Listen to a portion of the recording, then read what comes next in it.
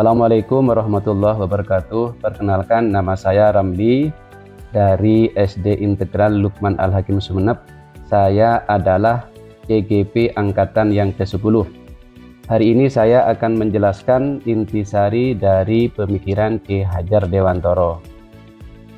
Menurut Ki Hajar Dewantoro, pendidikan itu intisarinya ada dua. Yang pertama, pendidikan dan kebudayaan adalah satu kesatuan yang tidak dapat dipisahkan. Pendidikan adalah tempat bersemainya benih-benih kebudayaan. Jika suatu negara ingin peradabannya terus mengalami kemajuan, maka negara tidak boleh abai dengan kualitas pendidikan yang dijalankannya. Dengan kata lain, pendidikan bukan hanya tempat anak-anak bersekolah, mendapatkan nilai bagus, dan lain sebagainya, tetapi juga merupakan tempat untuk mempersiapkan atau menyambut kebudayaan yang diinginkan. Yang kedua, intisarinya adalah perubahan. Menurut beliau, pendidikan dan kebudayaan tidak boleh mandek, tapi harus terus bergerak atau dinamis. Jika pendidikan dan kebudayaan terjadi stagnasi, maka akan melahirkan suatu persoalan yang serius. Dalam kebudayaan, menurut Ki Hajar Dewantoro, tidak ada yang sama, dan esensi dari kebudayaan itu sendiri adalah nilai-nilai kemanusiaan. Agar masing-masing kebudayaan tetap berjalan eksis, maka kita harus saling menguatkan. Begitu juga dalam pendidikan, masing-masing anak adalah unik dan tidak ada yang sama, dan seorang guru atau pendidik harus memahami keunikan masing-masing peserta didiknya dan menerapkan pembelajaran berdasarkan keunikan atau kodrat yang mereka miliki. Lalu apa relevansinya pemikiran Ki Hajar Dewantoro dengan pendidikan yang sekarang kita jalankan? Filosofi pemikiran Ki Hajar Dewantoro akarnya adalah perubahan, dan ada 3 kerangka perubahan yang beliau gagas. Pertama, kodrat keadaan.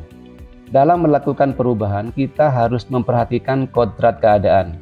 Kodrat keadaan terdiri dari kodrat alam dan kodrat zaman. Kodrat alam terkait dengan alam, tempat di mana kita dan masyarakat itu berada. Sedang kodrat zaman terkait dengan bagaimana perkembangan zaman. Pendidikan harus mampu beradaptasi dengan kedua kodrat tersebut. Yang kedua, prinsip perubahan. Pada prinsip ini ada 3 asas atau trikon yang beliau sampaikan.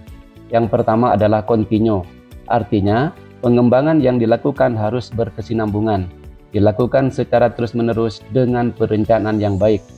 Yang kedua adalah konvergen, artinya pengembangan yang dilakukan bisa mengambil dari berbagai sumber di luar, asalkan baik. Yang ketiga adalah konsentris, artinya pengembangan pendidikan yang dilakukan harus tetap berdasarkan kepribadian kita sendiri. Yang ketiga adalah apa yang berubah? Yang berubah adalah budi pekerti. Budi menurut Ki Hajar Dewantoro ada 3, yaitu cipta atau pikiran, yang kedua adalah rasa atau perasaan, yang ketiga adalah karsa atau kemauan. Sedangkan pekerti adalah tenaga. Dalam filosofi pendidikan Ki Hajar Dewantoro, perubahan itu harus mampu mengubah keempat hal tersebut, yaitu cipta, rasa, karsa, dan tenaga dari peserta didik kita. Sekian, terima kasih.